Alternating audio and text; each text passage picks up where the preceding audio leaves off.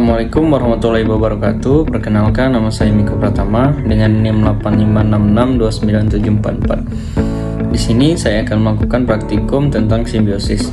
Untuk tujuan praktikum kali ini adalah untuk mengidentifikasi simbiosis paratisme, simbiosis komensarisme, dan simbiosis mutualisme. Baik, ini adalah contoh lain dari simbiosis parasitisme antara tumbuhan benalu dan pohon jengkol. Tumbuhan benalu di sini mendapat keuntungan karena mendapat menyerap makanan dari pohon jengkol tersebut.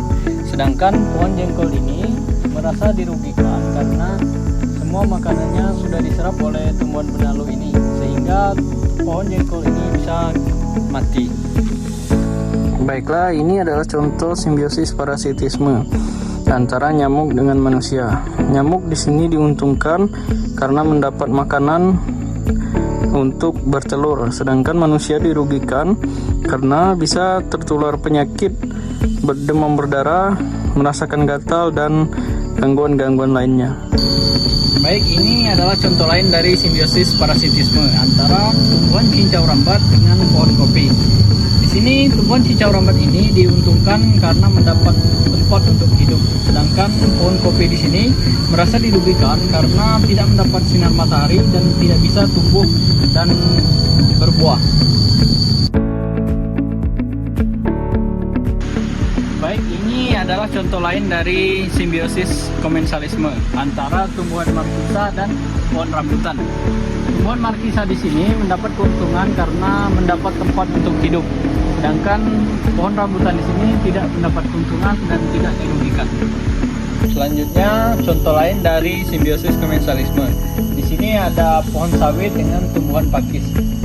Tumbuhan pakis di sini mendapat keuntungan karena mendapat tempat untuk hidup, sedangkan pohon sawit di sini tidak mendapat keuntungan dan tidak mendapat kerugian. Baik, selanjutnya simbiosis komensalisme. Di sini contohnya tumbuhan lada dengan pohon gamal. Tumbuhan lada di sini mendapatkan keuntungan karena mendapat tempat untuk hidup, sedangkan pohon gamal di sini tidak diuntungkan maupun tidak dirugikan.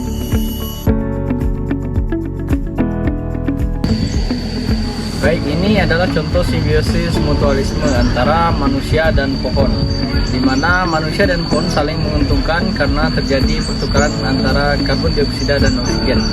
Manusia diuntungkan karena menyerap oksigen yang dihasilkan oleh pohon, sedangkan pohon diuntungkan karena menyerap karbon dioksida dari manusia.